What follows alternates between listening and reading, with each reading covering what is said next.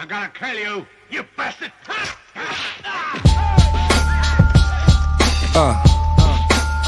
Here's the juk. All you see is crooks. Shout out to Havoc, good looking on the beat. Forever P. Street life was good. About to go in, son. Look, red bones and red bottoms. Like Red Bull, we gon' give 'em wings, we red dot 'em. Candy rappers, send 'em in, we red hot 'em. Headshot 'em, go against my grain, get head problems. Big dummy garbage rappers, we red fox 'em. Shoot an actor in high depth and red box 'em. Tip the scales in my favor, stay in your top 10. If life's like a triple beam, I'm weighing my options. Y'all like why meth, you high meth. Keep a big popper, cause I ain't ready to die yet. I digress, or I'm just too intense to digest. Stretched in a Pyrex, compliments to my chef. Game ain't been the same since I left. Is they really crooks or just a pain in my neck? Wu-Tang, ain't no lanes in my set. Fresh pair of Nike Airs, I just do it for my check. I'll be the first to tell these rappers, get your bars up. Shout to P, you know it's havoc when we mob up. I tell that smut, date over, pull your drawers up. Cigar guts, all up in the club, putting squad up. Throw your squad up. Throw your squad up. Throw your squad up. Cigar guts, all up in the club, putting squad up. I swoop in, shooting like I'm paratrooping. We all in, we riding, we carpooling. My whole crew, we diving, we platooning. Salute me or shoot me, Huey P. Newton. Your buffoonery is quite amusing. This is not monkey business, stop cooning. It's a method to my madness, I know what I'm doing. Shalom. Welcome back. All right.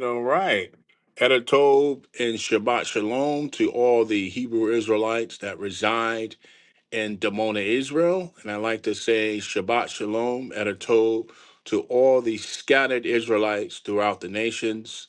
My name is Alan C., and I have next to me my partner, comrade, and moray, True Timothy. We are the guardians of the Torah, Yahweh only. DOA podcast coming to you live on day 7. All right. It's been a while. We've been out for like about a month and some change, you know what I'm saying? Been not doing too many podcasts and whatnot, sparing a lot of these people. We're gonna have Brother Yasha back on with us too. To let you know. Let me let him in. Oh, What's up, Brother Yasha Ben Israel? Welcome back, brother. Welcome back. Peace and blessings to you all. I can't hardly hear. I'm gonna have to go out and come back in. All right, I'll come back in. Go back in. Yeah. I want to ask you something, Brother Allen. yes. I noticed you said Edatov all the time. I want you to explain to the people what that Hebrew word means so they can have an understanding of that. You know what I'm saying? It's basically like a shout out, I say Edatov. Yeah. Edatov means good evening. Good evening, right? Tov is good, T-O-B or T-O-V as the Jewish spell it. And Edeb, E-E-E-R-E-B or E-E-R-V means evening. Mm-hmm. Okay. Yeah. I mean, obviously, they should know what shalom means. Peace, tranquility. It could be goodbye, could be hello, etc., too. You know what I mean? However, you use it in that manner. You know what I mean?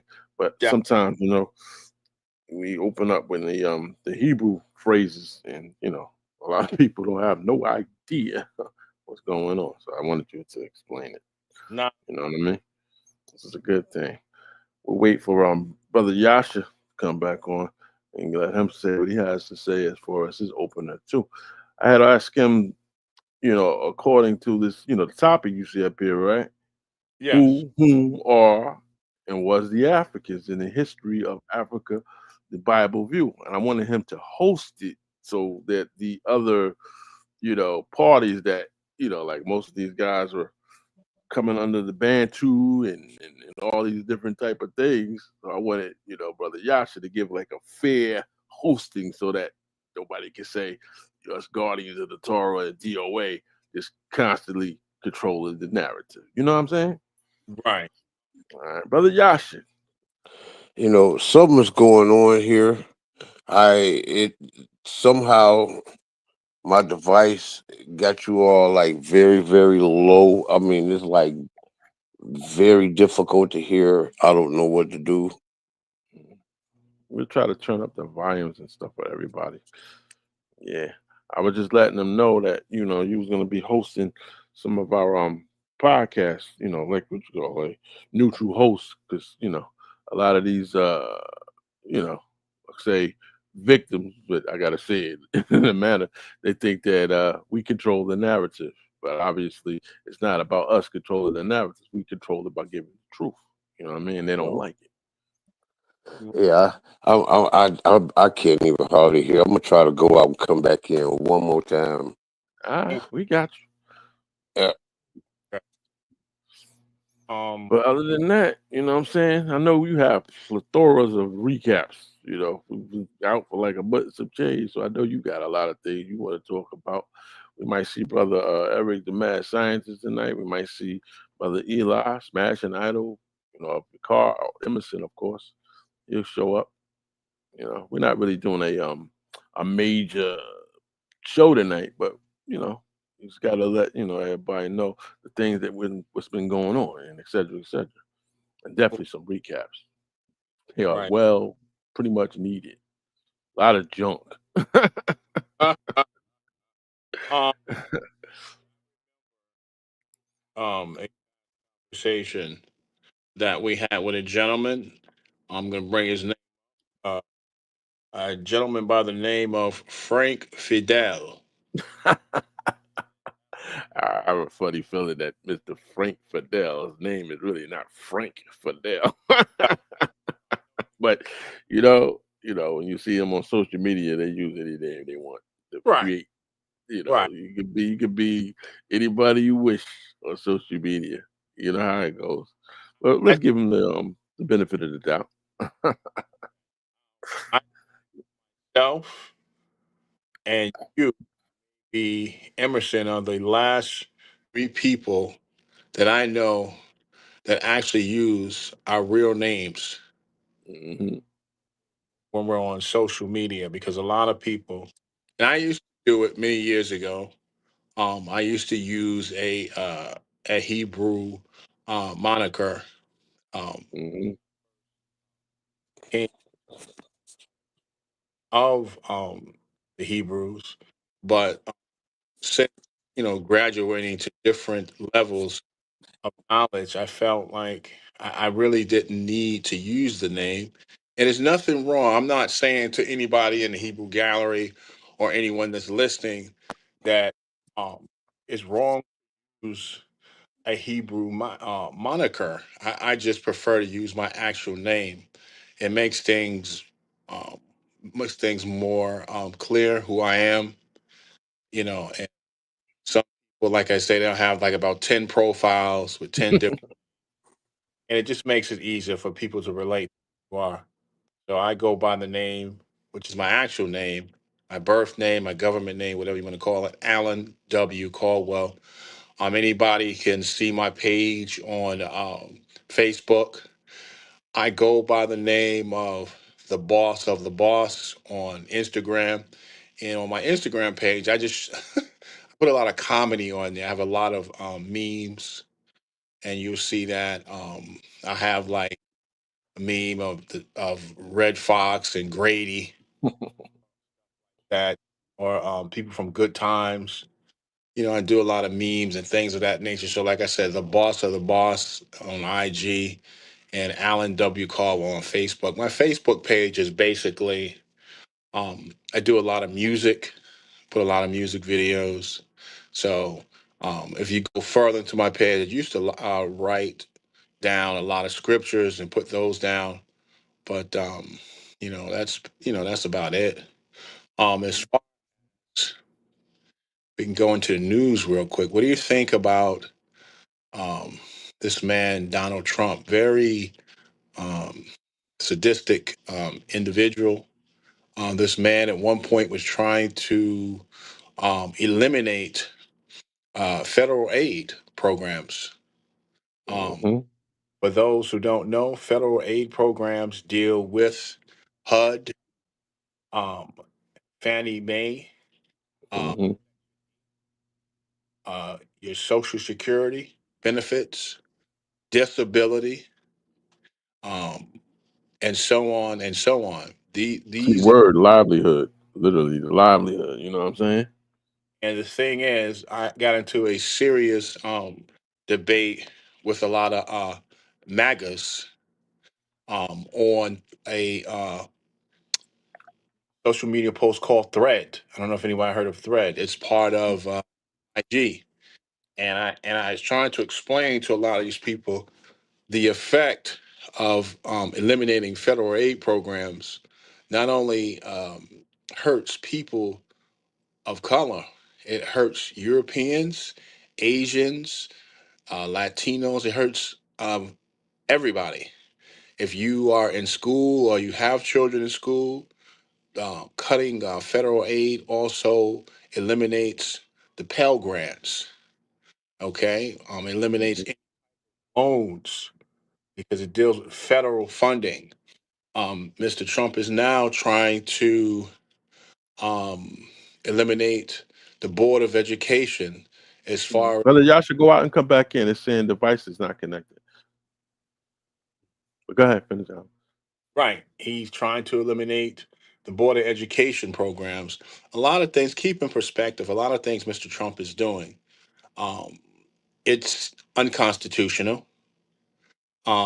These programs were created by Congress, and only Congress could eliminate these programs, a lot of them. Mhm. The president has to go through Congress and the Senate and federal judges to do a lot of things. If anybody reads, they will see that a lot of things that Trump is doing is being blocked. Now, the other minion that I like to talk about, Elon Musk is a billionaire who was in this country illegally. Um, Wow. they Wow. asked to get his visa. He won't say how. He Mhm. came many years ago because he is a South African. He's not American. I Mhm. don't know job, and oh, I know how he got a job through Donald Trump, but he's working um, in government as far as for the president because he's from South Africa, and the position that he has is made up. This guy has 13 children. He's not married, but this is who they have running the country with Trump, who, by the way, is a convicted felon with 34 counts. And Mhm. two people, like I said, I don't know how this man got in, but you know what? This is how our country is. This is why, like I said, I'm not a Democrat or Republican. I'm a free thinker. I had to tell somebody that. I said I'm a free thinker. I don't deal with politics like that. I keep up with it because it's part of our country's spread. So I have to know what's going on in order to make my statements.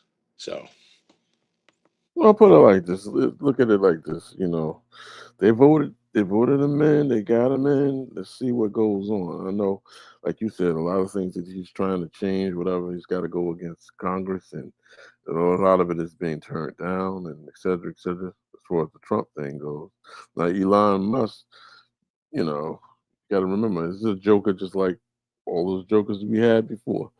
You know, and it's still early in the year. Let's see what goes on.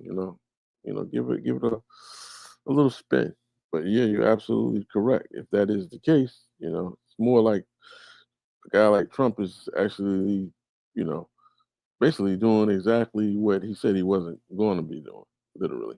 Except if you look at it from that way, how do you think that's going to end up with him in the long run? You know what I mean? yeah. Brother Yasha, can you hear us now? Or still the same thing? Yeah, I had discovered a new problem over here. I had my Bluetooth connected, and Ah, yeah, got the and culprit. some, yes, the sound was still coming from my phone, but it was like exceptionally low. So Yeah. I got to just playing around, with some stuff, and I found out that's what it was. So yeah. Yeah. Yeah. Other than that, like I said earlier, you are invited to be like a host when we have certain different topics going on with a lot of these people who comes on that like to think that we are controlling the narrative. You know what I mean? So you'd be more like a neutral host. You know what I mean? And obviously, that topic that we were actually discussing there was like who, whom, or and was the Africans in the history of Africa. We use the Bible view, but we're not going to do it tonight because that one particular guy, he seems he has a little scary cat. I mean, he talks a lot of junk without sources and whatnot. I mean, I'm trying to build him up to start being more sourceful, but you I know how see that his works. I see his work on Facebook. He sounds like a young cat. Exactly. Actually, to me, I did some research on him. He's probably no more than 14, 15, the way he looks, but you know how that goes. You say 14 or 15. No, I just said that, but he do look like a young cat. You know what I mean? Oh yeah, I would guess he probably a guy in his 20s, maybe 30s. Hmm. Just looking at the type of information and the way he thinks. You know, he's a free thinker. He has an untrained mind. Hmm. You know, when you're dealing with knowledge and wisdom and education, this is a training. Hmm. When you're dealing with academia and scholarship, it is a training. You know, you have that. You don't just go thinking, about stuff any way you want to go thinking about it. There's a precise way that knowledge Hmm. works. You know what I'm saying? Exactly. Yep.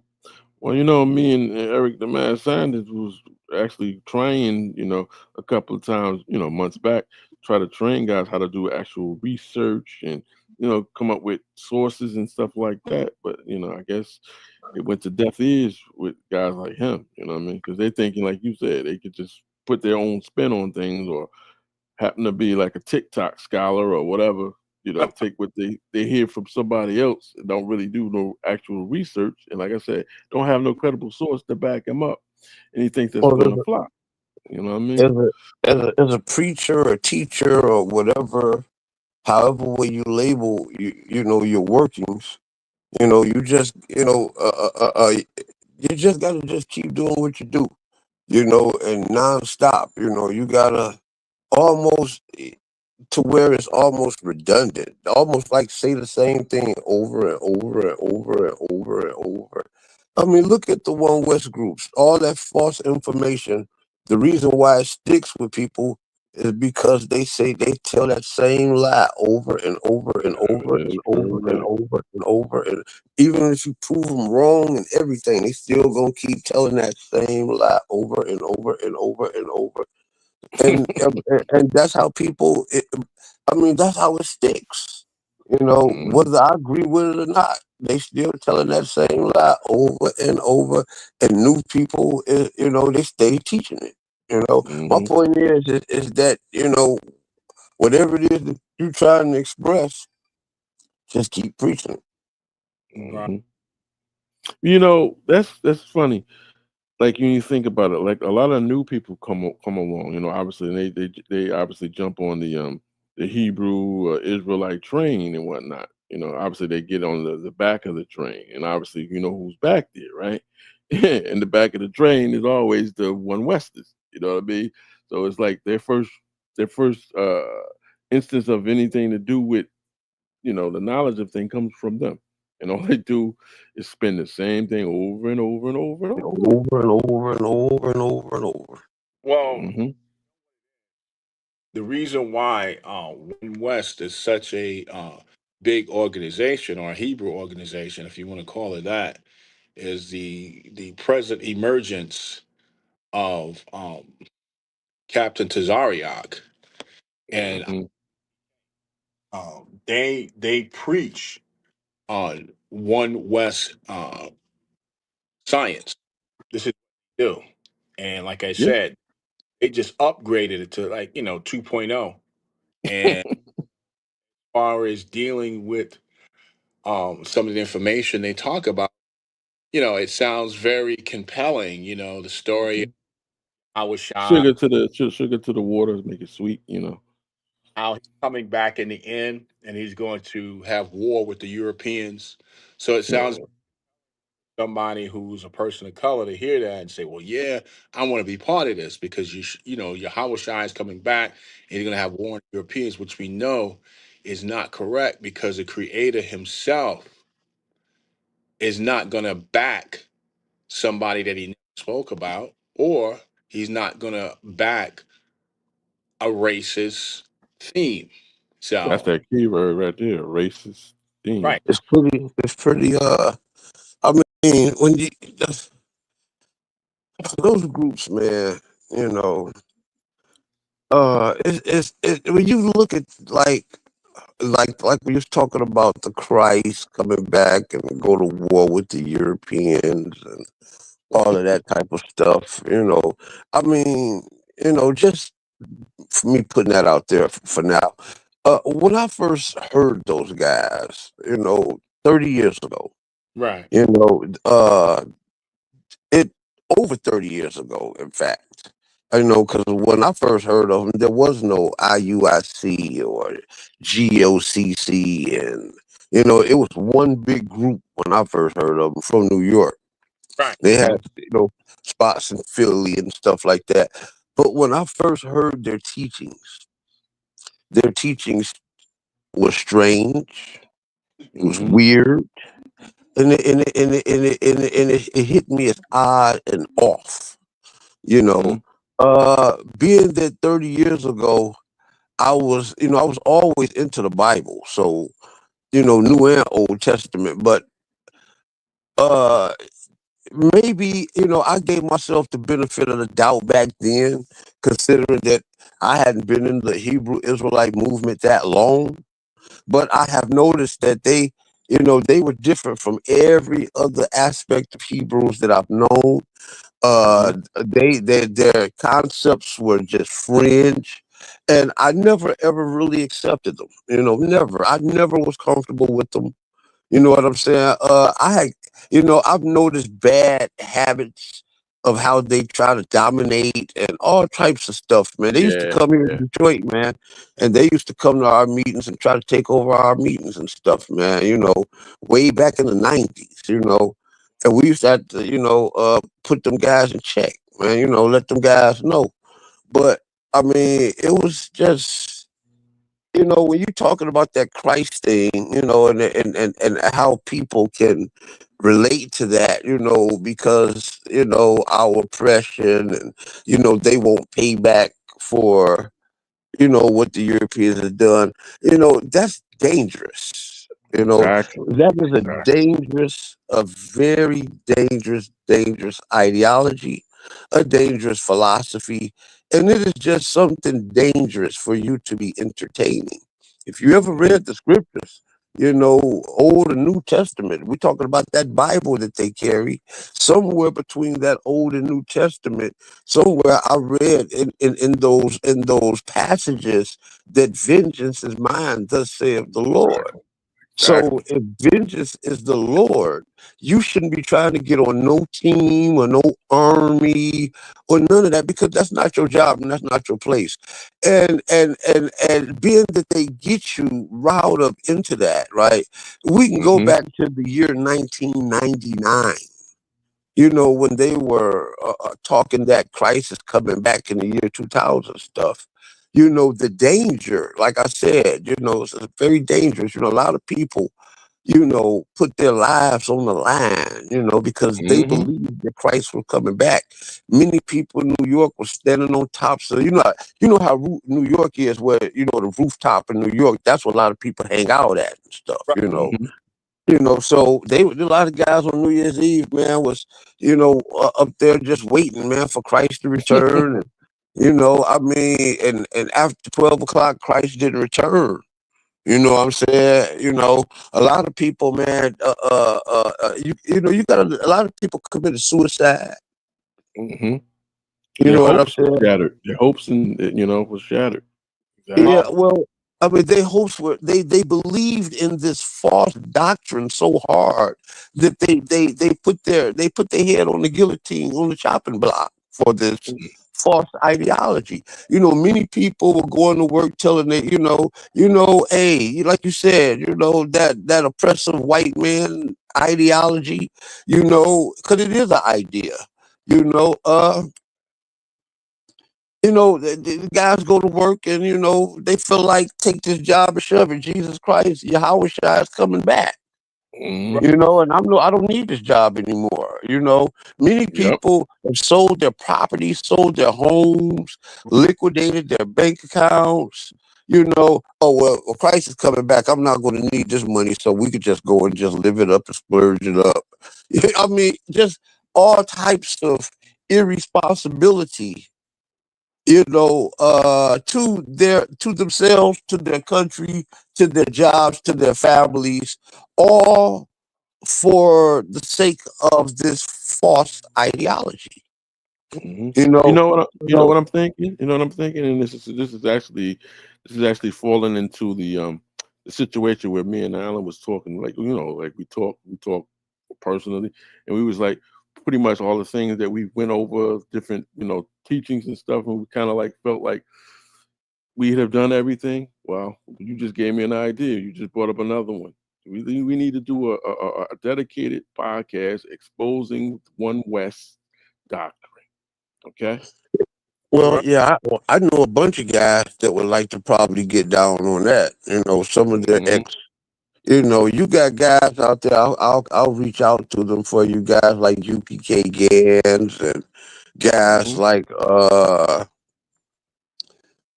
what's my man name? Captain I forget his name. He was down with IUIC. Judah Mack. Judah Mack. Okay. Okay. All of these guys were captains that were part of these One West or one of the One West knockoff groups. Mhm. Guys that actually had ranking that Mhm. that are no longer with these organizations, and they are pretty much both at war with these organizations. Right. Okay. You I know, like that. It's DOX yeah, style. I like that. But yeah. And what I it mean make it by makes war sense. is It makes sense. they're It makes they're sense to do this. exposing. Yeah. Mhm. Makes sense to do this because you know what? These One West camps are actually not teaching heritage. They're teaching more like you said, kind of like centerism to racism, and they're twisting, Christianity to fit. You Well, get what I'm saying? it's a Judeo-Christian cult, just flat out. Hmm. Yeah, It's cool. cult knowledge. It's more to the cult, lean more to the cult side. Hmm. There's some things that you just cannot mix. You know what Hmm. I'm saying? You just can't mix Judaism and Islam. It's just impossible. You Hmm. can't mix Judaism and Christianity. You can't mix Islam and Christianity. But I mean, just people just does it all the time. Hmm. But you really can't mix these schools of thoughts. You can borrow from, knowledge and use them as references, but you can't practice three different religions at one time, and that's what they're doing. They take a little Christianity, a little Judaism, a little Islam, a little Hinduism, and they go off into a little Gnosticism. You know what I'm Oh, saying? heavily, Oh heavy, yeah, heavy, heavy Gnosticism. yeah, And it got Gnosticism all up in there. Yeah. I mean, it's just a hodgepodge of, it's a cult, you know. Right. that's the bottom line. That's the name you gotta say it. It really is just a cult. And it's Because sad. It's sad because it takes away those that are sincere. They learn their heritage and they get hit with that. And then you gotta wear that title when you go around other nations and they be like, oh, you're all the same because of guys like like some of those famous groups. You're all right. But it's because of them and even other Israelites that should know better. It's why Mm-hmm. you don't see me around too much no more. You know what I'm saying? It just doesn't make sense. For me, I got things to do in my life. I can better my own life. Than for me to be on this web talking to 10 people and 20 people when these people have hundreds and thousands of people following them for a lie. Yeah. For a lie. That's right. For a lie. You know what I'm saying? For misleading information. I've studied too hard and too long to be constantly getting the cold shoulder from quote unquote Israelites. I've been in this too long. You know what I'm saying? To get the disrespect that I have been getting from these quote unquote Israelites, Old and New Testament. So, this is why you guys don't see me on social media much. I just sit back and I'm just minding my business and living my life, and I'm living the better parts of my life. I'm doing self-improvement with myself. You know what I'm Mhm. saying? I'm enjoying the aspects of this life that I have taken for granted by constantly trying to teach other people who just all they have showed me for the last 35, 40 years is that they can care less about hearing anything that I have to say. So, as I fall back, I notice as I fall back and I don't say anything, all hell is breaking loose. But I Yeah, I can mean, see. that's the repercussions of y'all not listening to God's prophets. That's right. Um, That's right. of a lot of these groups that you mentioned, Brother Yasha, are really not uh, groups. They consider themselves Hebrew groups, but they're not. They fall along the line of what you would call Messianic Jews. And Mm. overview of that is the Messianic Jews are basically people who believe that Yahweh Shai or Yeshua is the Messiah. And what they do is they combine Jewish traditions with Christian teachings. So we know right there, Yeah. as Torah or Torah centered Hebrew or Israelite, Yeah. some See, there's two sides to that coin, and we can't ignore that. We can't just look at it like that's a coin. There's two diametrically different sides to that coin. Christians take things and I mean let's say for instance with the Messianic Judaism thing, right? One side of the coin is that in heathen countries, in heathen societies, those type of ideologies and schools of thought can fare very well, like in America. But over in Israel, brother, you best to believe those Christian Messianic Jews get go through hell over there. Mm-hmm. um You Mm-hmm. know, these people are not buying this Jesus stuff. no, It is an insult to them people over there. You should see how they do those Jewish people do Christian and New Testament proselytizers in their land. I mean, they walk past them, spit on them, Mm-hmm. kick them, fight them. I mean, and a Jew, a Jewish person who claimed to be from that lineage, for him to convert to Christianity to them, he looks totally ridiculous and just all the way backwards, and he's frowned upon right. in Israel.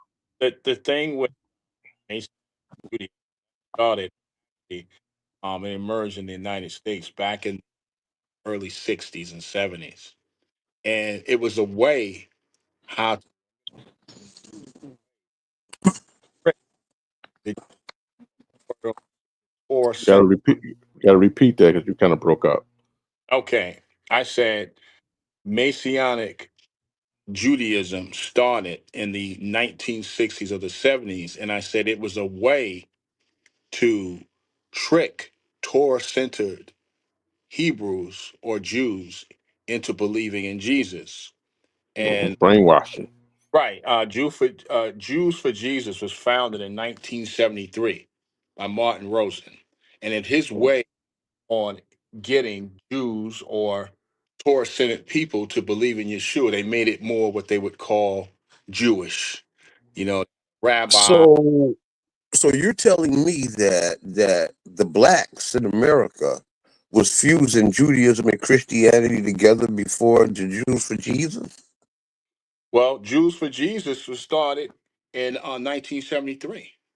Yeah, but ISUPK go back to the '60s. FS Cherry go back way further than that. Right, but they were following Judaism, and we don't. As Hebrews, we don't follow Judaism. Yeah, Yeah, but I'm I saying think that was I think was yeah, I the think what was going ISUPK on been following. They've been the following actual the ISUPK been following Christ since the '60s. Jesus, Yahweh Shai. yeah. Right, right, You know what I'm saying? I'm saying that they fused New Testament and Old Testament ideology before the Jews for Jesus movement did. right. Well, I'm And we talking. go and FS Cherry go back before them. Right, Saunders Crowdy few did it too. He go basically we go back to the end of the 1800s. Yeah, that's what the Fusing complete Jesus. for straight up one Western. You're absolutely correct.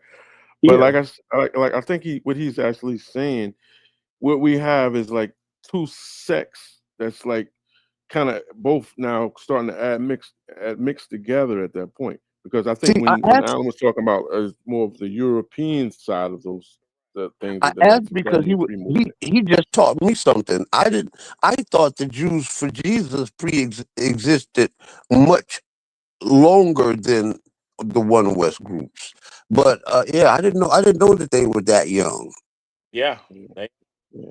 Yeah, it's just that you're getting the I call it Europea side, more modest group versus like the Frank Cherries and them. They were actually those guys. They were utilizing Hebrewism, but they were actually Christians. You know what I mean? So you are Yeah, correct. So you're both yeah. correct. It's just the way you got to look at it. I think that from Yeah, that I point. just didn't. It just dawned upon me when he said that the Jews for Jesus started in the '70s. It just Mhm. hit me like a ton of bricks. Well, I thought that black folks probably got that ideology, was influenced by them, which is really the other way around. Correct, Right. correct. Mhm. Yeah. Now, it's as good as I'm going to put up. I'm going to put up a very powerful name in the Hebrew community, but I'm bringing this name up to make a point. As powerful as well, I'm going to say, what's his brother's name again? Who is Bibbins? not Bivens? He what was this guy? He has a program now. I forgot his name. Yeah, no, he's taught by Chief Levy. What's the brother's name? He, Um, t- he talked about he talked about Xilex. right. As as Oh, as powerful as he is, as far as with his teachings and things of that nature, at the end of the day, and this is not to be disrespectful, he is teaching Judaism. yeah. You know what? That's a good point that you brought his name out. Zion Lex is different than the one Westers, if you think about that. You know what I'm And I saying? He's engaging Judaism more as his pole. You know what I'm saying? Well, Versus like Hebraism with Frank Cherry and those guys were like black, right, black, black, black. So that's I why mean, you but two. that's kind of in the history of this movement. That's not uncommon. Mhm. You have black folks that been black rabbis and right. stuff Mhm. like that go back a long time in this country. You Well, know, I mean, the following and adherence to even Judaism for black folks. We can go back to the antebellum period. Mhm. You know, we got, I've done history on some, Israelites going back to the 1700s, and they were practicing Judaism, black folk, right. you know. I mean, Uh, Zion Lex in the beginning was stronger as a Hebrew than I don't know how he got himself mixed up with the Talmud or the Kabbalahism well, side of things. You know what I mean? He's mixed. He's even went further than that. I mean, when you got these black Jews like Rabbi Wentworth and the Commandment Keepers, I mean, we go. You talking about the 1920s? You know what I'm saying? You Right. know, yeah, he was a rabbi. He practiced Talmud and all of that stuff. Right. And that was around much longer than what any other form of Judaism that we're doing today, Mm-hmm. or Mm-hmm. Hebrewism, or whatever we think or call ourselves doing. Most of us are greatly flawed. You know what I'm Mm-hmm. saying? Even and we suffer from the Cunning-Duger effect because of the Cunning-Duger effect. The, cunning, my bad. The Dunning-Kruger effect, where we read something and we think we're much more expert, Mm-hmm. all of us, than we ever is. We don't take correction well, none of us. Mm-hmm. And this is the Mm-hmm. reason why our movement is not doing well. Well, Right. I mean, there's the Most High is touching young people and new people and others in ways that He have not touched you or me. And you got to listen to these people, man. The Most High bringing new information out, and we can't. And many of us are just not intelligent and just not ready for that. The whole Israelite movement is in shambles. Old Testament, New Testament, it don't matter. Mm-hmm. Many of us are power struck. You know what I'm saying? And we're too caught up with our own wills, and instead of trying to get to the bottom of what is the will of Yahweh Elohim. Correct. That's correct. And so my gripe with Zion, like, he's always been in the Talmud ever since I ever known him, ever since he ever been in the movement. right. That was not the issue with me. The issue with me with Zion Lex is that he promotes Christ now. Correct. I was going to bring that. Talmud Israelites don't promote no Christ. No, you're right. You are correct. He greatly promotes Christ.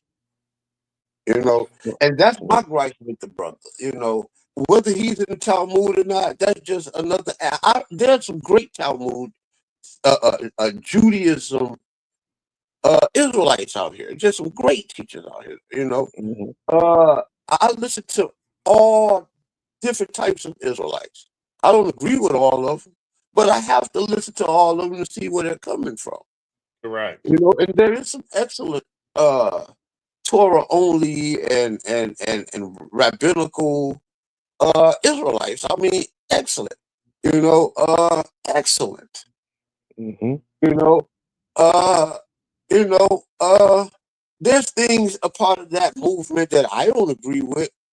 I'm not going to take away from their expertise. Definitely. I'm the same way. I'm like you in some fashion. I respect everybody's ideology, but I do not agree with it. As a Torah-centered Hebrew, I definitely believe that if you're promoting the belief of Yahweh or Yohe and just following Him based on Scripture, then you are going in the right path. Because only He can give us salvation. Correct. As Old Testament Israelites, we have documentations of me and you guys going at it, cats and dogs, because I don't agree with you. You don't agree with me. You understand what I'm saying? But I Mm-hmm. mean, those things are those things should not be able to get in the way of Right. brothers being able to acknowledge other people's expertise. You're Right. correct. Definitely. We have always on our show, we've always invited different um, free thinkers as far as um, Messianic Hebrews. We've even had Muslims on here who we've debated with. We've debated with a brother who is a Gnostic who thinks that Yahweh or Yahweh is an angelic being. So for us, we have open mic for anybody. But Mhm. the thing is, like I said, I can respect you to a point as far as what you say. And Yeah. for me, it comes down to what is in the Torah or the Tanakh, because we all know that the New Testament is not scripture. Yeah. We all have been bent the rules to allow what you call open for all. You know what I mean? So I know a lot of people like they see all of us get on there, and we even have our disagreements and stuff like that. But like right now, think about it. You're here, right, Yasha? You're here. You're here. Right. Those other cats will not get on to even air out their thoughts. You know what I That's mean? So this quite different. e- even though we disagree, so far he is the only man who has come on here, regardless of what we disagree with, and he's speaking his piece, and I don't have a problem with that. No one Right. will do it right now, So I got to Right. give Yasha his respect, Yeah. yeah, and his Yeah. flowers, So Yeah. that's That's why I actually pull him in to be like the neutral host, because he's not gonna be easy to bend to somebody else's standard. He has his own standards, and he's gonna stay with his standards. We have our own standards, and we're gonna stay with ours. You know what I mean? But that doesn't mean we can't get along. It just we can. means that what I mean. We obviously come on. We here get along. You know what I mean? Right. We don't have no problem If with having a discussion if about I'm not pretty much trying to anything. take you away from your God, you Right. should have no problem with me. You Definitely. know, and nowhere in my record do I have a history of that. No, you don't. The difference is I have a different understanding than you. Right. Mm-hmm. Uh, and when we put this stuff on the table, you know what I'm saying? I have all the right in the world to believe what I believe. I'm highly educated in my craft. Mm-hmm. I've done the research. I have all the reason in the world for me to believe what I believe. You Mm-hmm. Correct. know, it's not that I made up something. I No, have no. all types of scholars to back me up with the things that I say. You know, there was some things that I had came across for years, and I'm like, I can't find nobody to agree with me on this. But today, the scholars are saying this stuff. Mm-hmm. You know what I'm saying? So as long as I got the scholars, academia, Mm-hmm. the an intellect backing me, hey man, I don't really care what nobody else got to say. I'm not in Yeah. competition with nobody.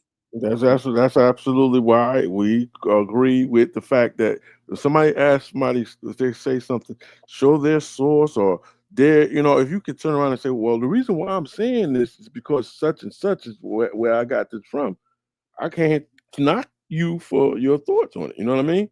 But these Right. Yeah, cats, they'll get on and they'll say this, they're out their own words or whatever, and they don't have not one credible source, not a single scholar to back them up, nothing on record of any, what I'm saying, somebody else saying the same thing. You get what I'm saying? too So many how? too many of us are pushing out our own Mhm, interpretations, our own ideology. It's called make believe. We're making up stuff, mhm, based off of erroneous interpretation, you know, and erroneous translation. right. That's a double whammy. Mhm. And then you got what about the handicappers? I call them the handicappers. What they do is because they can't, I guess, hang tough with the situation. They like to handicap everything, meaning like, well, the scholars, the Europeans wrote the book. This and that wrote the book. That's not the way to go. You get what I'm saying? There's sources of everything somewhere along Well, the line. truth is truth. There's white men out here that are telling the truth about that Bible, brother. Just as That's right. like there's black Israelites that are lying about it. Right. Brothers I need you guys to understand that over the last year, greatly, it has been a great embarrassment for me to identify myself with the Israelite movement today. Mm-hmm. It is an embarrassment for me. And this is the reason why you guys haven't been hearing from me. It's just embarrassing. It's embarrassing. Well, I can definitely what you say because when you do say in certain circles, because I work at a school in District 3 over here in Carolina, and it's 95 Anglo-Saxon. So when you say something Israelite, first thing they say, "Oh, those guys on the corner that talk bad about white people," and You know, I say no, no, unlike unlike other Israelites, I speak English, right? And I use words for what words mean by correct, lexicology, not by what words mean to you and you and you and you, right? So I don't identify as a Hebrew or Israelite, to each and everybody. I have the right to call myself a Jew. I have a right to call myself Yahuda. mm-hmm. I have a right to call myself a Hebrew. I have the right to call myself an Israelite. I have the right to call myself any of those words. And when I'm around white people, I tell them that I'm a Jew. I'm Jewish, Right, and I leave it at that. right, I don't. They already have a problem with you not accepting Jesus, but they can accept you being a Jew, right? But they're going to pick problems with that too, eventually. But you call yourself a Hebrew Israelite, now that's going to open up a whole nother can of worms. Another can of worms. yeah, Right. Yeah, you're going to get met with immediate hate. right. That's what I was trying to say. I basically said, you say Yasha, I say I'm a Jew or Jewish because, like I said, a lot of Hebrew Israelites or Hebrews have put a lot of us in a bad position where they Mm-hmm. corner. And look, I'm like this. If you want to teach, that's great, but you can't teach. And once you do that, that kind of puts a black cloud around the Israelite community because it Yeah, you makes can't teach hate. You can't teach, this the what they put stigma. That's what I should say. You know what I mean? because the is well, uh, I try to make it clear to everyone that I meet, white, black, blue, or green, that I am not affiliated with, nor do I agree with those people who you have in mind as Mm-hmm. Hebrews, Israelites, or black Jews. I Yep. refer to myself as a black Jew. Hmm. You remember me telling you I think we had a phone call a couple of months back, and I said I wasn't going to even use that title anymore and the reason is because of those characters. They making us look bad. You know what I'm saying? I don't want to be associated with it. But and then you turn around and you told me, you said, well, you shouldn't stop based on that, and you was correct on that too. But that was my the thing Well, too. I'm saying that they can't make me not be who I am. I right, just don't want to be affiliated with them. Right. And Don't if want to associate. you call yourself Hebrew Israelites, then that's what I'm not going to call myself. Hmm. You know, I'm going to call myself a black Jew then. Hmm. And right, that fits, I think that is most fitting for my Hmm. ideology in contrast to theirs. Black Jews, black men who believes in the Old Testament. Right. right, It's like we told ourselves, guardians of the Torah, and go by the names or go by DOA. True Israel. He goes by honesty. That's government name. He is not ashamed to carry it. You know what I mean? And, That's why we do that. and to me, it doesn't matter whether you are bloodline or not. It matters where your heart at with the Lord Yahweh. right, correct, right, Yep. It don't matter whether you a bloodline Jew, or whether if you was a Chinese person and your heart was sincere to Yahweh, then there's room for you inside of this movement. That's correct. That's If correct. you We know was that. We've been lily teaching it white, all along. you know, if you was an Indian, I'm talking about something totally estranged to the Israelite faith. You know, there's room for you here if you believe sincerely in our Elohim. Keyword: the Most High judges the entire, not just only one set of people. Correct. Just get yourself with some good teachers, you know, and adhere to, you know, the lessons. Mm-hmm.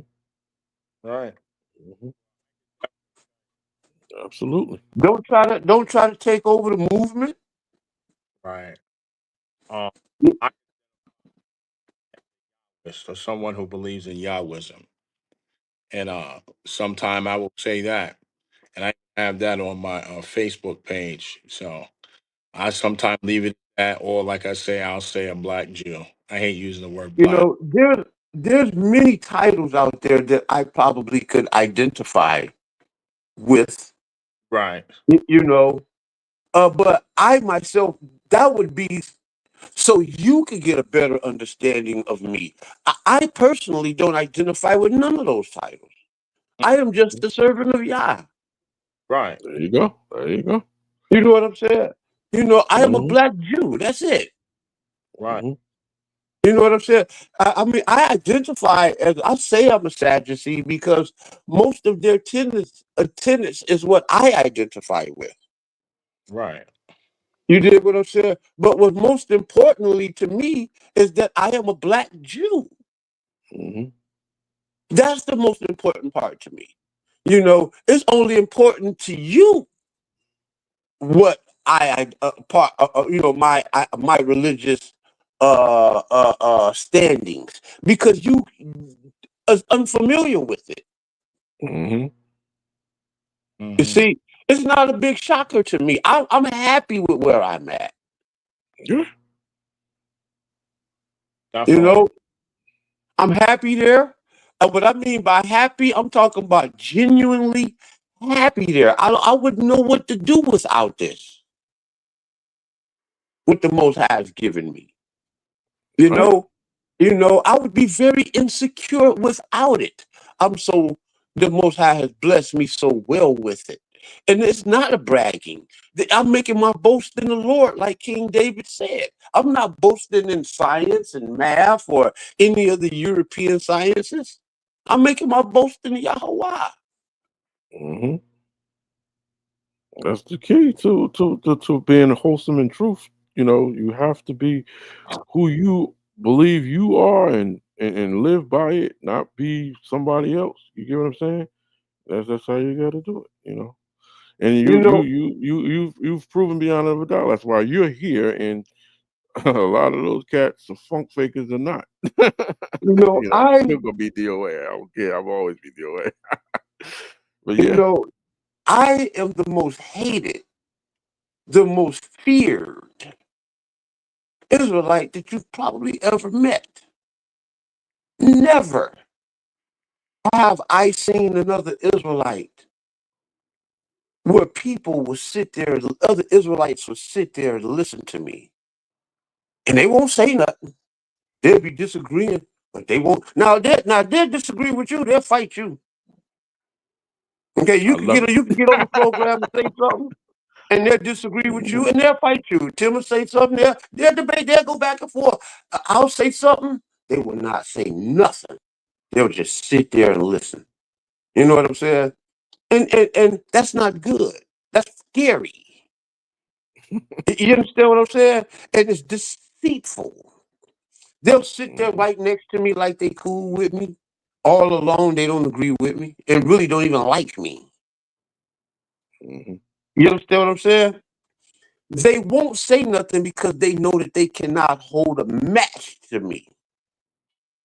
And they don't want to get blowed out in front of the public. You understand what I'm saying? Mhm. You know, and that's why they do what they do, and I don't like it.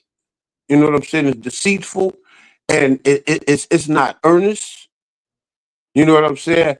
And it's you know, all I've seen was Israelites do everything in their power to not get with the man of truth. You know, so because of that, like I said, I've fallen back, man. And you know, I have a responsibility to myself, you Mm, know, before I have a responsibility to anybody else. You understand what I'm saying? And that's what I've been doing, man. I've been over here, man, you know, hey, taking care of myself, buying me new clothes and fixing my teeth and trying to stop drinking as much. You know, I mean, I'm over here doing a self-improvement with myself. You understand? I don't really have the time to be wasting energy to people who don't listen. You know, I'll do a show today on my channel and I might get five people. You know, why should I stop my life and constantly be over there trying to push that boulder uphill? mm. You know, it just doesn't make sense, man. Well, like you said, a lot of those guys they won't mess around with you. You know, they're always welcome to come over here and bring that because I'm a fighter. We No. gonna always go at it battle for battle, and in the end, But I'm always gonna prevail too. I don't want to fight. I'd Because rather just have a dialogue like grown men with you. you're not gonna get that with these guys. You know that. Yeah, you're not. It's gonna turn into a fight. Yeah, but that's what I'd rather have a dialogue. I don't want to fight you. I don't want to fight nobody. The You know, the only reason why you guys see me debating is because that's the only way that I feel that I can be heard.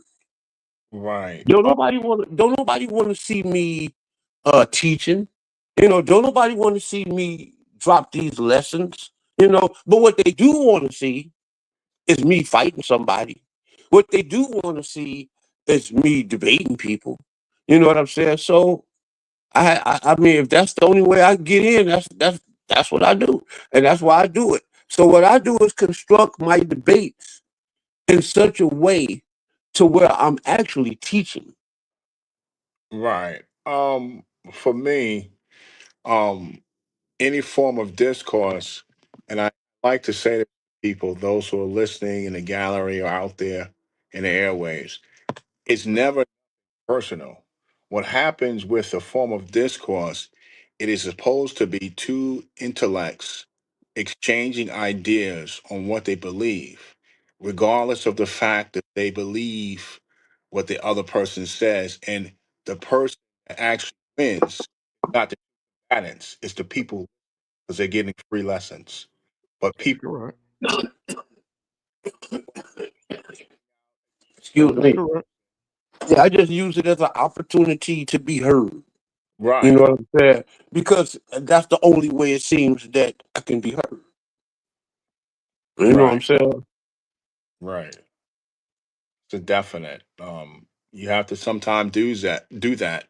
But like I said, it's never personal for me. But I have a gentleman that comes on here all the time. His name is Jarvis Anderson. Hard jobs, hard to accept, hard to believe, hard everything. Never debate, and this guy does to irritate not only myself but the entire uh, team. Hebrew community.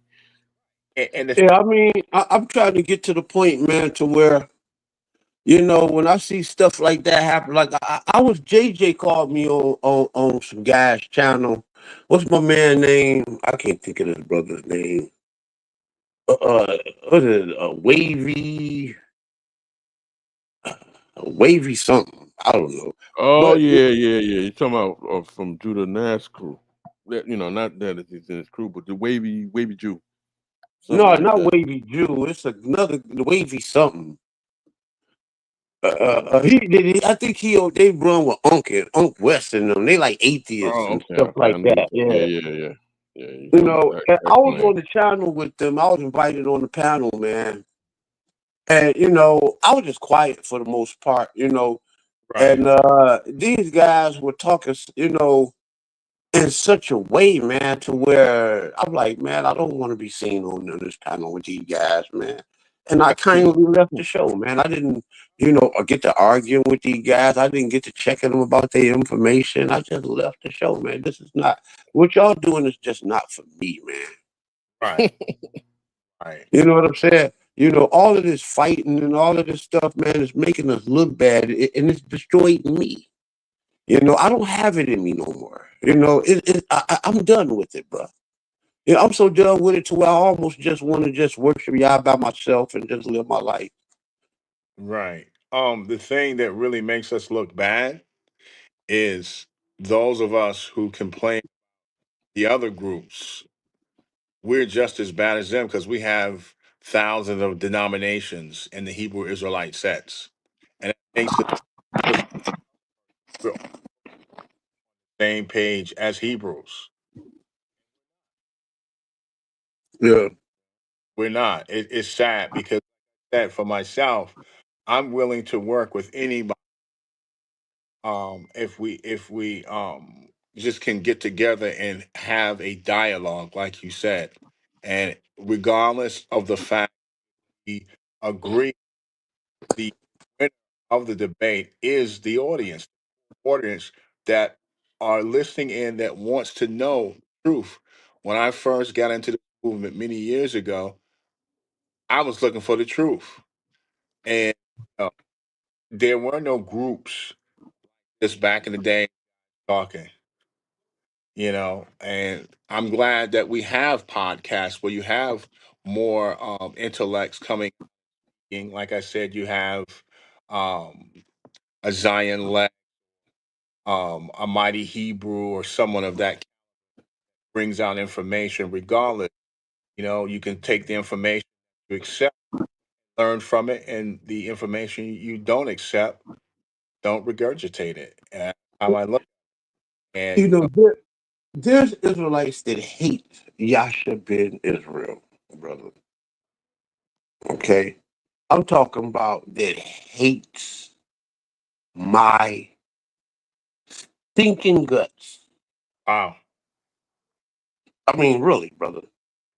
I've had New Testament cap Israelites, they mostly those type of guys. Have threat given over in 2024. I've received about 4 or 5 death threats. man, Wow. Uh, like I said, man, it's just to the point to where it's like, wow, all because I don't agree with you, brother. Mhm. right, You know what I'm saying? Like, really?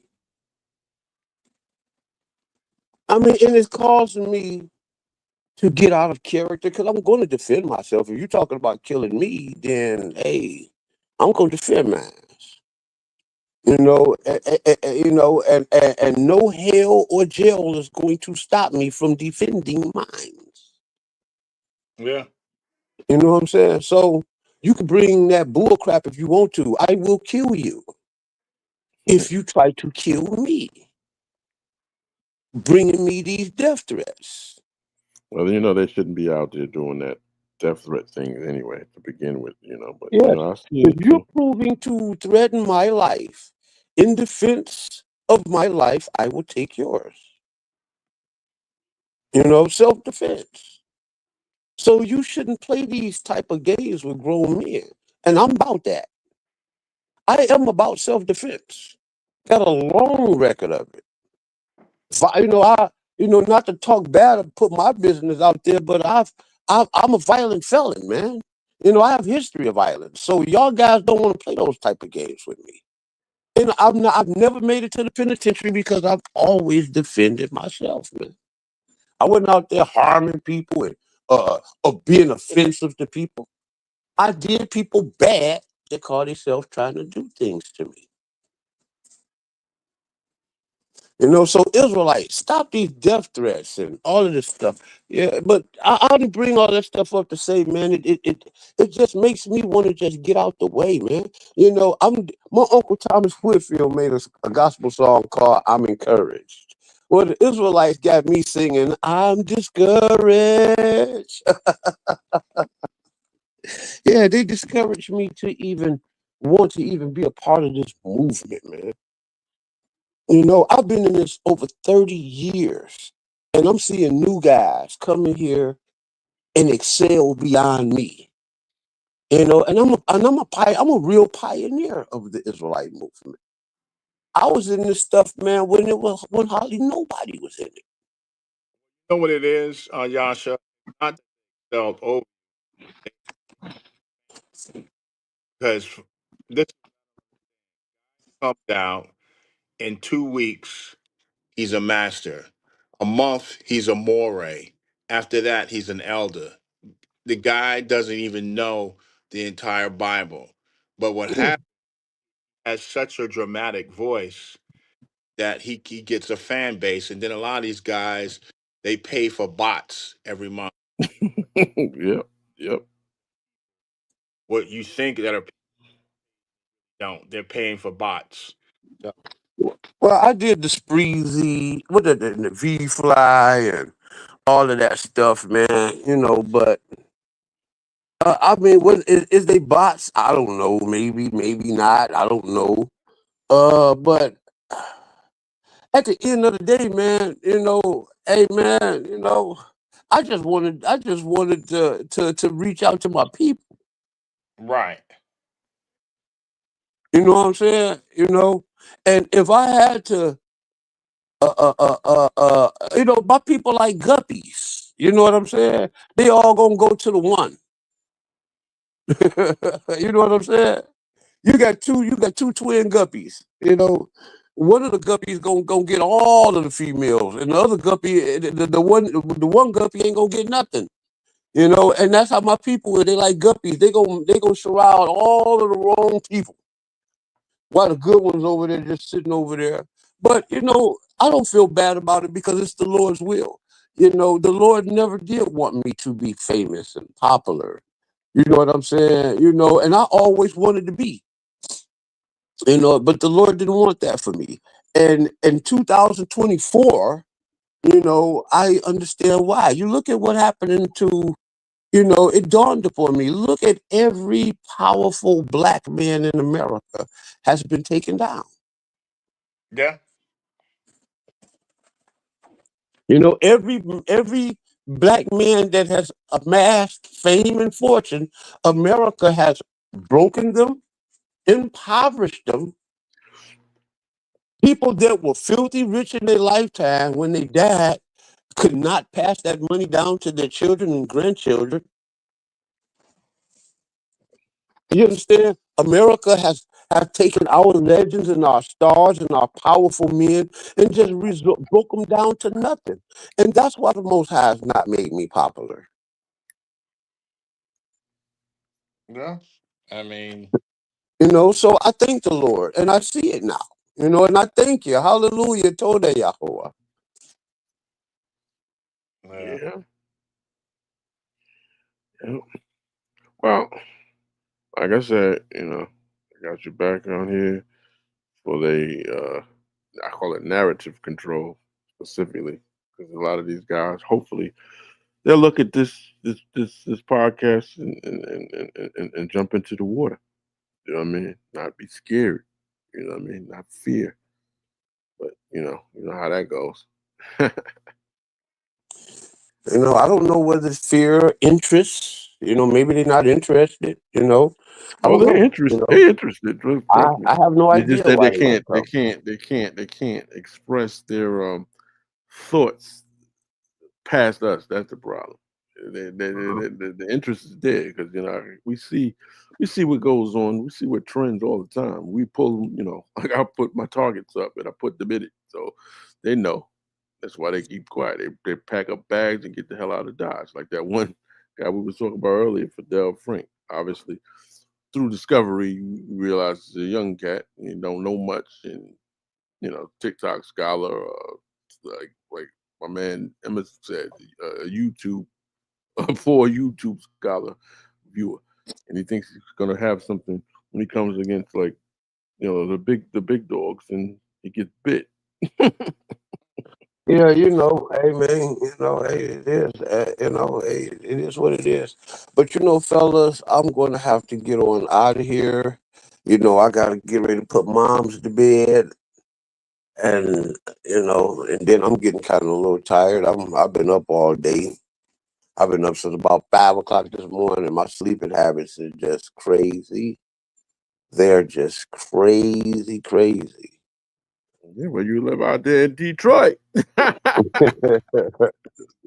Well, my Imagine that.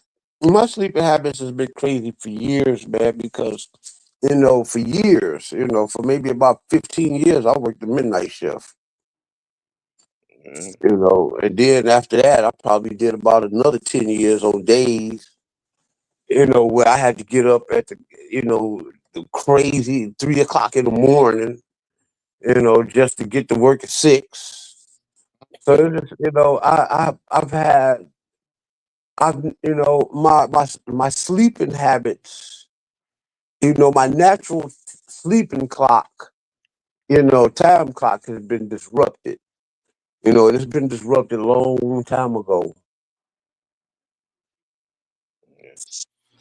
Well, So, yeah, and being that I, have the kind of job that I have now, hey, I'll sleep all throughout, different times of the day because, I'm pretty much my own management and boss. So I could, I do it as long as I get my job done, I'm okay. So I just do what I got to do, and I may take a nap at 12 or 3 or, all throughout the day, all throughout the night. I never sleep, a full 8 hours, maybe 4, 5 hours, and I'm up, and then I'll be up, and then I'll go back to sleep for another 2, 3, 4 hours. So I don't never get a straight, night sleep, and it all becomes from these old jobs that I had that caused me to have these crazy sleeping patterns, man. But I ain't here to bore y'all with all of that, man. I'm gonna go ahead and get on out of here. And I thank you guys, man, for calling me, reaching out. You know what I'm saying? Kind of, that was a very encouraging moment, man. So I thank you for that, man. You don't want to encourage me too much, and you might wake up a sleeping giant. Let me get out of here, man. Peace and love to the panel. Peace and love to the audience. And look forward, man, to getting back with you guys. All right. all right. DOA. All righty. Shalom, shalom, wa Layla Tov. All right. Well, to another thought, let's get some recaps on while we got a little time left. You know what I mean? Because Okay. we was away for at least a month and a half. You know what I mean? And then there was like a lot of, I say a lot of trash trending. Right. You know? I enjoyed the brothers' dialogue. That was Brother Yasha, everybody. Um, Hebrew intellect, Old Testament or Torah center advocate that we had on the panel a couple of minutes ago. Great brother to speak to. Has a lot of knowledge, drops a lot of jewels. Hmm. Good man. Um, Yep. as far as recaps, I definitely uh, wanted to talk more about this Fidel uh, brother, Frank Fidel. I remember you showed me a photo. This gentleman looked like he's 13 years old. Uh, Yeah. Yeah. this guy That's doesn't even good. have. But you know what it is? You know what it is, Alan? And this is not to put down the African movement, okay? Hmm. It's just that, when the normal Torah Senate community is not actually being more spoken, you're gonna get, you know, those with wishful thinking come to the front table. Right. and try to fit themselves. Not saying that anything against the African movement, but this is what you get. You remember we had like guys like Chitty and those guys, and in the end, they were just students, of Right. the bullshit. You Right. know, can't really call him a Christian, but he was going under the disguise of Bantu. You know what I mean? And I asked him a few questions pertaining to this is supposed to be something that is his heritage, right? He shouldn't be more knowledgeable of his heritage than like regular Joe. And the guy couldn't even answer his own. Well, like a lot of these individuals, they become part of the movement. Within the first 2 or 3 weeks, they're considered a novice. After Mhm, they're a moray, and mhm, after about 3 months, they're an elder. mhm. He can't even explain it to you. So this is what I'm Nope. saying. Fan bases based on how they speak and how they carry themselves. Some of these orators are very mesmerizing, but they don't really have the knowledge of self Knowledge concern yourself.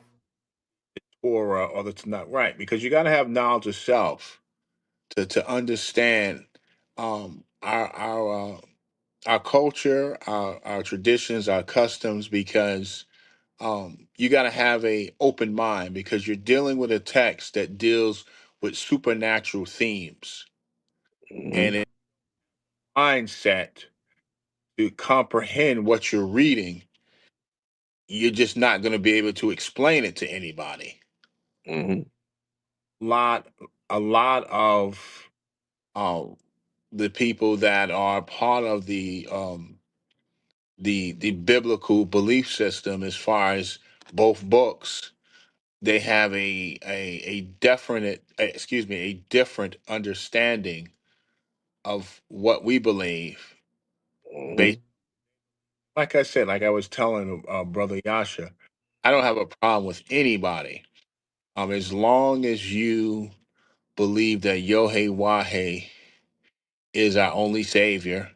And I mean only savior, I mean the ultimate savior. Because we know the word savior, anyone can be a savior because it means someone that saves people Correct.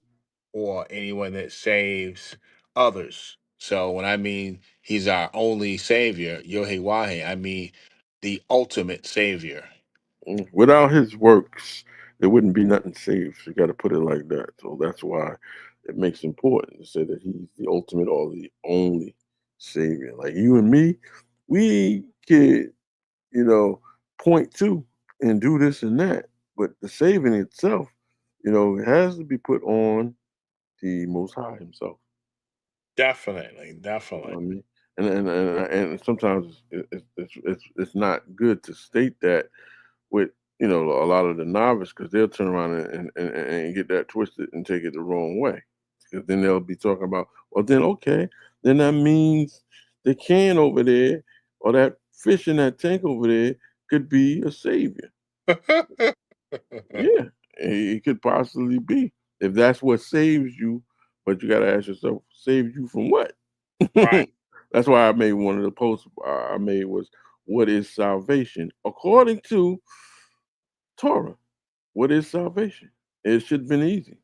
Something somewhere along the line of a form of deliverance from harm, deliverance from situations that are bad, etc., etc. You know what I mean? And then I said, well, if you utilize that New Testament character, you will see that he didn't save you from anything, literally. That's in that form. Harm, right? Yeah. Or something that you requires deliverance. He doesn't do any of that. So how does that form of solution that they use for salvation meaning fit according to scripture? You have to agree it does not. Does not. But you ask this guy particularly, this is a Bantu. I said, like a title on this says, who, whom, are, and was the Africans in the history of Africa, the Bible view. And this guy should automatically know when you talk about Africa, you're not just talking about one sect of Africa. No. There's many that make up Africa. So I think he was saying the Somalians are not African, and he said a couple of other groups are not African. Ethiopians are not African. I said to myself, what is an African? What is an African? He's left with silence because he didn't know how to answer. And he lives in what we call Africa, that modern word Africa. We know damn well that biblically Africa is not even mentioned. You know what I mean? It's Cushite. A Cushite or Ethiopian, same thing. Right? Common for people to understand that. That's what makes up, the bulk of what we call African, but that's not actually all of Africa. Well, the word Africa itself is a contemporary term. Contemporary is correct. Right. A term that was used in ancient Egypt. That was basically, um, Akambulan was more of a term that they used, Hmm. or Kemet. Yep, Kemet. Which that's another formulated of a word that people could actually dynamically say to a area specific to assignment. Like, remember earlier you said Elon Musk, South African, right? Yes. South African. Now, obviously, somebody would say, "Well, he's not an ignitions person from there." Well, guess what? Guess what? If you want to go that route, the cradle of mankind is what? Literally from where? So, like, really, I mean, how could you not be able to, especially if you're born there, not know what's an African and who's not? Right. I mean, the thing is, you got a lot of these European stars that are from South Africa, Hmm. and they're considered African. Considered African. As But far as the contemporary word of African, they're African. Can't right, get around that. right. Um, the thing is, um, you know, Even Africans could be uh, what you call native or indigenous to the continent, and also could also be those that actually later came there, because African, like you said, is a modern contemporary word. It's not really the true name they didn't of the even, place. like you said, you can't find it. It's like when you're speaking to someone in Christianity, you cannot find the word Trinity in the Bible. Hmm. Same with the word African. You cannot find it in the Bible. You know what I'm saying? But that's neither here nor there as far as, when it comes to certain terms.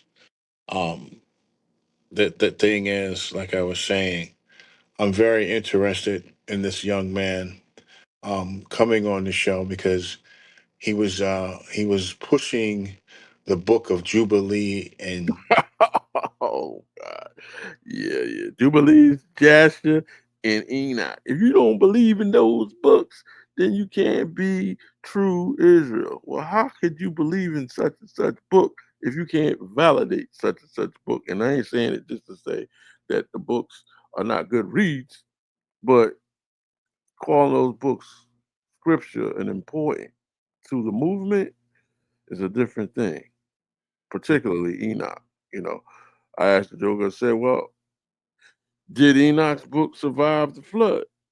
First thing he said, no. And he thought about that, and I asked him the same thing again. He said, oh, I don't know. So, well, guess what? Wasn't Enoch before the flood?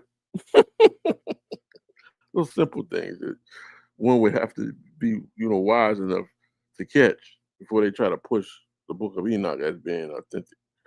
And I said, who wrote it? And he turned around and said, Moses wrote the book. no, Sounds good, right? Then I moved on to the book of Jasher. You know what I mean? I moved on to Jubilees, Dude, those books cannot be credible if they're not written during the time frame that they should be credible to what they're stating. Yeah, You get what I'm saying? yeah. And like I said, anyone that has a Book of Jasher now, a later copy, it's a forgery. Forgery. Because I think, to my understanding, Don't the and scholars say forgery? Most of the scholars say forgery. So let's think about that. When it's somebody says source up, that makes a difference. Because when you start sourcing up and then you utilize the sources and the sources say, well, this is that and that is this, then pretty much that ends that argument.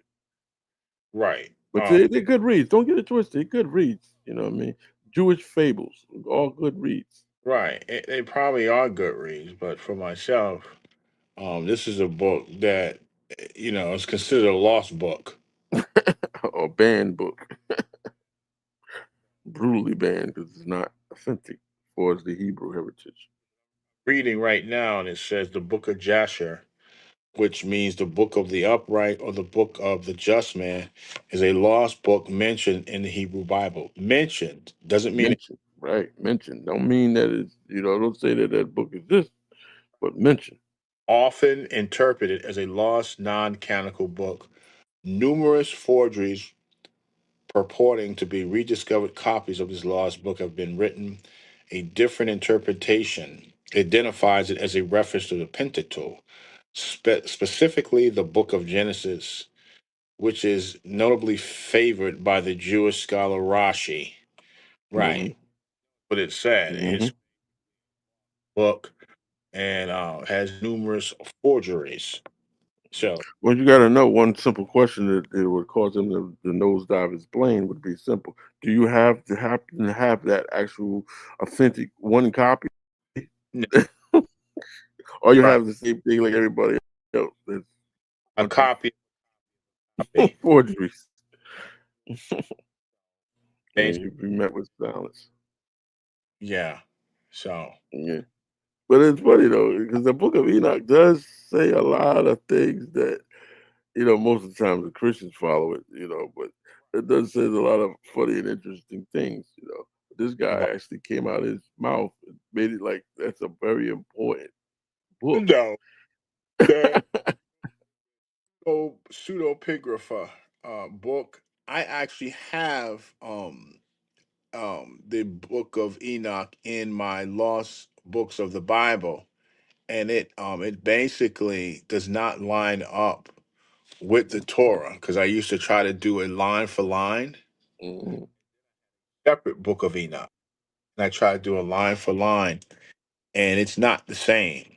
It messages going into battle, and it talks about other things I can't really remember because, like I said, it was kind of boring. The other book, because there's several books of Enoch, and the other Book of Enoch, which was in my lost books of the Bible, about Enoch going to different levels of Shemaiah, which is heaven. Yeah, yeah. That's where they think they got their famous. There's was the 10th heaven. There's 10, 10 layers to it. I mean, Yeah. where do you get this information at from the Torah? You don't, but No, you get it from your Book of Enoch, which makes it like it says, good reads. But good. you can't use that in a actual discussion of what the Torah was meant for, because it Yeah. has no bearing to it. I have a gentleman at my job. I'm not going to say his name, and he is I'll just use the word.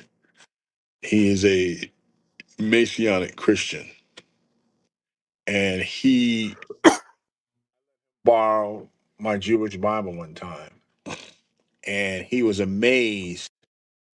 And now this is a guy who's, like I said, he's a Messianic Christian, or I'll just say Christian, who says when he reads the different Bibles according to the text, he says they're all different. The Jewish Bible, the Old Testament, and the Christian Bible, they're all different. Now, some people say, well, what do you mean, Alan? They're all the same. No, they're not. The Torah itself, not the Torah that's part of the Tanakh, but the Torah itself is just 5 books. Mm-hmm. The Old Testament, Pentateuch. right? The Old Testament is the Persuaded.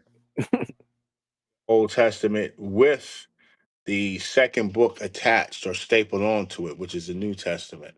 Compromise. So they're really not the same. And I always do comparisons by using a chart to show the differences of the or books. But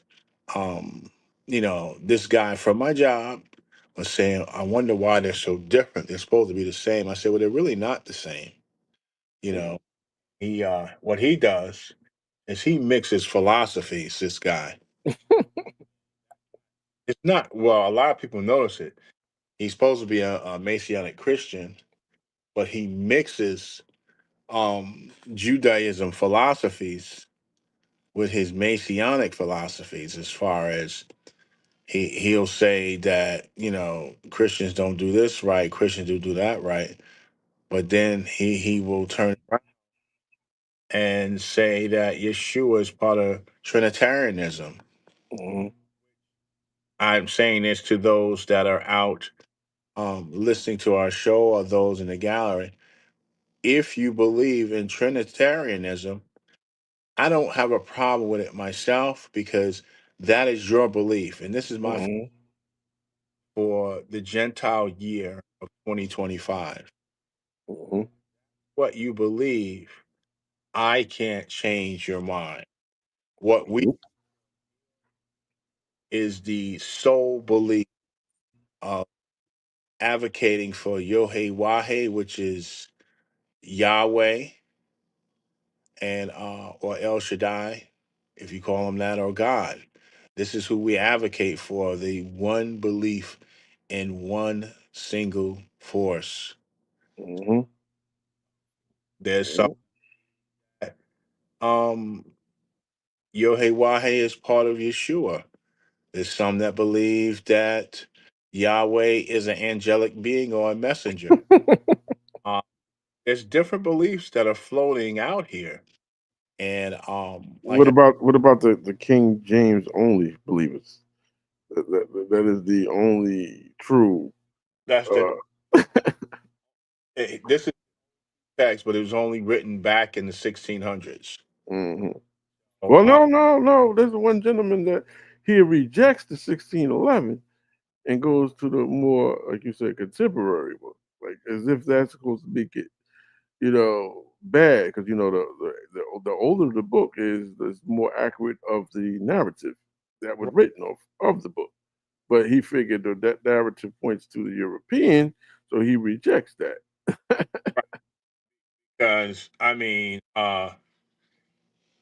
what you say, they'll say, well, what is the first Bible? The first Bible was definitely not um it definitely was not the King James. To go back, they'll say the first written Bible is considered to be the Torah, Mhm. which was If likely you even if you use that spin on things, the minute they have to say the key word Bible on there, that's a trigger for like you and me. We know that that's already telling you something right there. It's already a tampered tool. right, When you talk from a perspective of a Torah Pentateuch, you right. know, Huge. it's different, much older, Be- much more reliable. You know what Right. I mean? I They'll think say you even had a word what they used to call them before that time. I think one of your shows back, you said, photographs. yeah, autographs, exactly. Right. Okay, let's see. The Gutenberg Bible, printed in mid 15th century, was the first major book printed using movable type. Hmm. Codex Sinaiticus, a 4th century manuscript, is the oldest known nearly complete Christian Bible in Hmm. Old and New Testaments. Hmm. But I don't consider myself an Old Testament Hebrew because you just heard that. That's based off of the Codex Sinaiticus. That's the most famous of all of the manuscripts that's floating around these days. Well, sometimes we say the Masoretic text, et cetera, but that's what we're really saying Right. because those are all what's floating around, tampered materials, Right. Now, literally. compiled Hebrew Bible was likely compiled and edited over several centuries, with the final form taking shape around the 5th century BCE.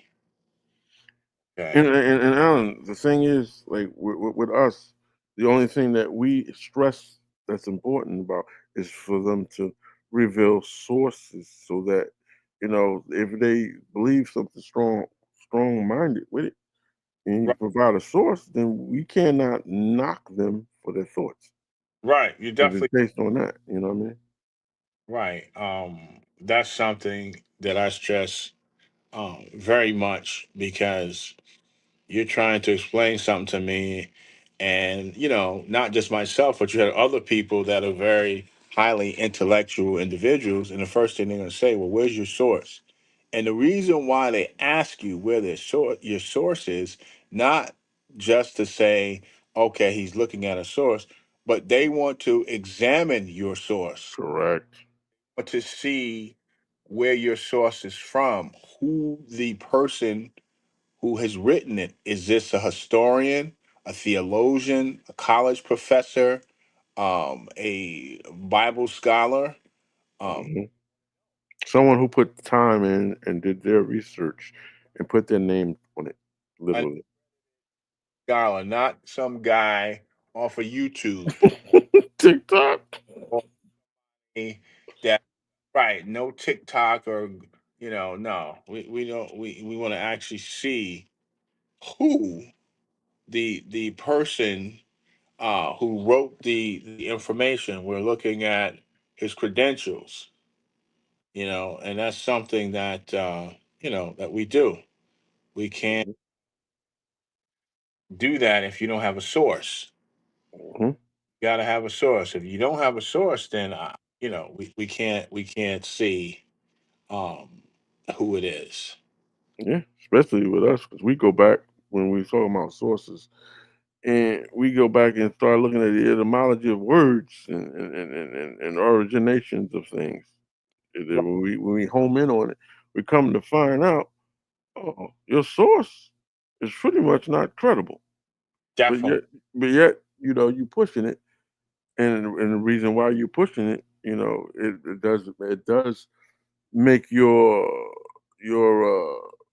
you know whatever you have that you feel that's the topic sound better, but in reality, it's it's not. No, definitely not. Like I said, for me, I learned that many years ago. When you are in a form of discourse and you're trying to explain yourself to an audience, people that are listening, it's best to have credible paperwork. hmm Force your belief. You just freestyling, saying, "Well, I'm so and so." That's not good enough. We need to see hmm credited and some paperwork. Now, some people just do not believe anybody. You can bring up paperwork from scholars, black scholars, European scholars, and they'll be like, how you know that's true? Well, That's the handicappers. the handicap you. I'm gonna go with the gentleman that has spent his entire life doing this for a living, not just hmm our point, but to prove what he's saying is correct. That's right. So him versus you, who are just talking and writing scriptures down and changing it by hand as you put it on. Ink pad edition 101. Not that's not credible enough for me. Nope. Enough, and I'm not going to believe it. There's no disrespect to anybody who has written their own Bible or whatever. I respect anybody that goes above and beyond to bring out this truth. There's nothing wrong with that. Right. There's nothing wrong with that. But we definitely uh, had a good show tonight. I was looking for Brother Emerson or or even Eli, somebody to pop up. I guess people are I guess not available at this time, or they're busy in another project or doing their own show. Well, just wondering. Well, a lot of it is true. This is you got to remember this is a Gentile weekend here.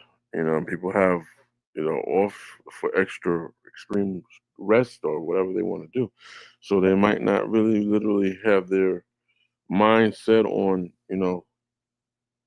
being here. We've been away for some time, so you got to remember that too. Been in a Especially, hot yeah, right. yeah. But we'll be back definitely in full throttle with a whole new theme, whole new teachings. Because, like I said, yes, we've touched on just about everything that's possible to be touched on. Not saying that we touched on everything, and we obviously clearly, you know, we can always come up with a new topic real easy. Right. It's just that it becomes like kind of like for us, we feel like that at this point, if they didn't get it, they ain't gonna get it. You get what I'm saying? I definitely want to touch on a topic which basically is who is One West. Yes, yes, yes, yes, yes. Very important. And- Very important. And also when you were saying about the that thing where I think that you and Yasha you both were right. You both right. were right. You know what I mean? I actually caught it because I was listening from two perspectives, and he had a point too. So yes, you have the One West movement, which is probably older than the the Jutsu Christianity movement, but Right. it's also a totally different set of people too. And Right. just like the thing with he said that brought to attention too, Zion Lex, you know, he was okay with them with the rabbiism and the the Talmudic talks and stuff. But in reality, his problem was when he started adding the Christian or the Christ uh, Right. character to it. That was the problem. Which yes, exactly. Just like true Christianity, Right. they have, beef with Messianic Christianity, if you think about it too, because they're different in their beliefs. And it's just like Catholicism or Catholicism and all that has a Right. different, you know what I mean? Well, the definite thing is the Christianity. I think we spoke about this off the air, but I'm bringing it up now because we're just speaking in general. The Christianity that is being taught today, mainstream Christianity, is based off of Pauline Christianity. Hmm. Christianity that existed back in the first century dealt more with the Ebionites and the Nazarenes just following Yeshua, or who they would call Yahushai. They would follow him, and they looked at him more as like a human being. It's not Hmm. true demigod. And they followed the book of Matthew, which was written in Hebrew and Greek, and they followed the book of Apocalypse. Other than that, they did not follow any other New Testament writings because, like I said, a lot of the writings in the New Testament were written by Paul. So, like I said, the Ebionites of the first century and the Nazarenes will actually follow a group called the Way. They only dealt with the beliefs of Yeshua. But the sad thing is, there's really no soul writings by Yeshua, bar Yosef. A lot of the writings are second or third hand accounts of what he may have said. So they're Hmm. very tricky and very confusing for Christianity. But like I said, different forms of Christianity, contemporary Christianity today, which is Pauline Christianity, versus the first century Christianity that really was based off of uh, Messianic Judaism, which dealt Hmm. on the Nazarene. So Yeah, yeah. Well, put it like this. I think you see that we did have a decent show going. At this point, we might as well get ready to close it out. You know what I mean? If you want to say your shaloms, you can. And I definitely want to say um, um,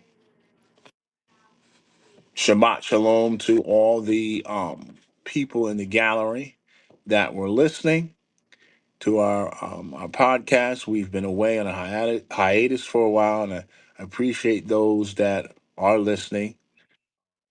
Next week or when we meet again, I hope people come on here and we can discuss their topics, and we'll try to answer their questions. I want to say Shabbat Shalom to those that are listening over the airwaves and believing in our show, watching our show, and reading our information as far as statements made in the gallery.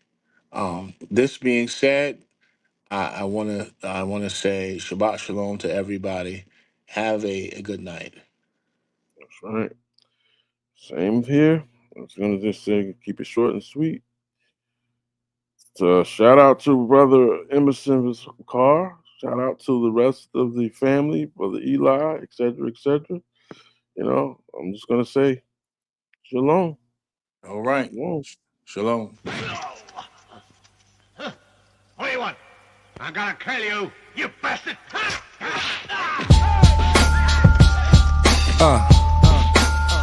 It's the Juk. All you see is crooks. Shout out to Havoc. Good looking on the beat. Forever P. Street life was good. About to go in, son. Look. Red bones and red bottoms. Like Red Bull, we gon' give them wings, we red dot them. Candy rappers, send them in, we red hot them. Headshot them, go against migraine, get head problems. Big dummy garbage rappers, we red fox them. Shoot an actor in high depth and red box them. Tip the scales in my favor, stay in your top 10. If life's like a triple beam, I'm weighing my options. Y'all like why meth, you high meth. Keep a big popper, cause I ain't ready to die yet. I digress, or I'm just too intense to digest. Stretched in a Pyrex, compliments to my chef. Game ain't been the same since I left. Is they really crooks or just a pain in my neck? Wu-Tang, ain't no lanes in my set. Fresh pair of Nike Airs, I just do it for my check. I'll be the first to tell these rappers, get your bars up. Shout to P, you know it's havoc when we mob up. I tell that smut, date over, pull your drawers up. Cigar guts, all up in the club, putting squad up. Throw your squad up. Throw your squad up. Throw your squad up. Cigar guts, all up in the club, putting squad up. I swoop in, shooting like I'm paratrooping. We all in, we riding, we carpooling. My whole crew, we diving, we platooning. Salute me or shoot me, Huey P. Newton. Your buffoonery is quite amusing. This is not monkey business, stop cooning. It's a method to my madness, I know what I'm doing. There's a